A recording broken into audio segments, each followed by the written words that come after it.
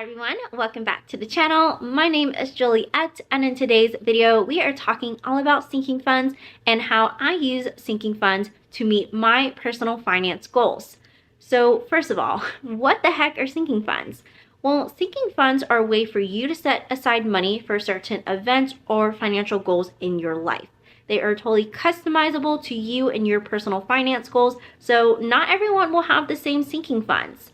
And that's a good thing because you have different necessities, different wants, and you deserve to set aside money for those purposes versus, your best friend may have different priorities in their life that they need to save towards. So there's no right or wrong way to do sinking funds at all. And you can, fund your sinking funds as fast or as slow as you need to in order to meet your other financial goals in your life and make sure that you are, paying for all your necessities like food, housing, clothing, and so forth. But without further ado, let's go ahead and head into my spreadsheet where I keep track of all my sinking funds. We are currently in my spreadsheet for my sinking funds. The very first one you see is my fun money, which you could also think about as my personal spending. So anything outside of my budget, if I want to spend money on, I'm going to use my fun money. So if I want to get coffee in the morning, fun money. If I want to get a book for my Kindle, fun money. For example, today I actually got Uber Eats and I paid for my friend and I since that was kind of her birthday celebration. And I spent, for the two of us, $38.86. And that's coming out of my fun money. And now I have $43.03 left over that I can spend however I want.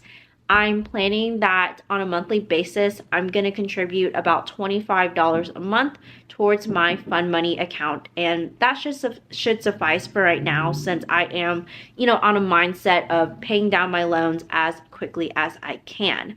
My next sinking fund is my yearly subscriptions. So I kind of find that yearly subscriptions are kind of like those sneaky bills that come at you. So, you pay for a yearly subscription, you'll blink your eyes, and before you know it, the year has already passed and you get like a bill for like $100, $120, or even like $200 for something that you paid for a year ago. So to avoid that, I decided to make a sinking fund for my yearly subscriptions. And so what I do is every single month, I'm going to put aside the monthly recommended amount for each of my yearly subscriptions.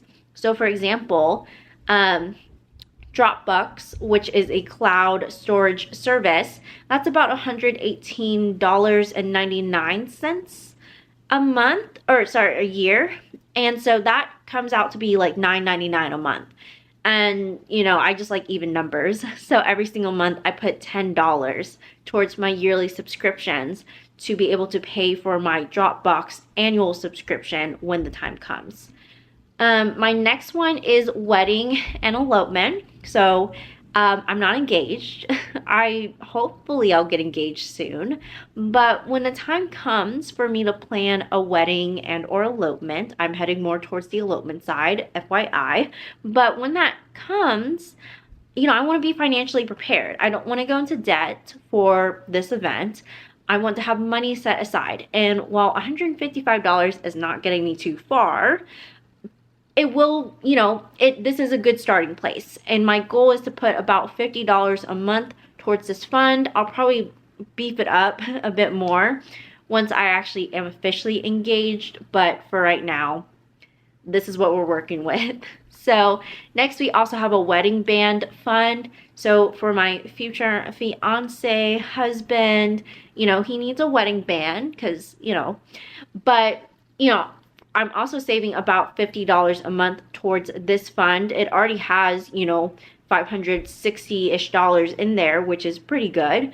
But gonna keep on contributing money towards this so, I can give him a nice wedding band, So the next one I have is my Christmas fund.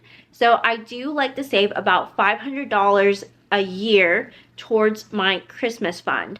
And we're doing pretty well. If I keep on contributing about $55 a month towards this fund, I'll definitely hit my goal amount of $500 by the end of November, which is exactly what I'm trying to do. We also have a Valentine's Day Fund. So my boyfriend and I do celebrate Valentine's Day, and I want to save about $200 towards this. Obviously, I have not contributed anything yet, but I am going to start contributing this month, September 2022, towards this sinking fund. Then we have car maintenance.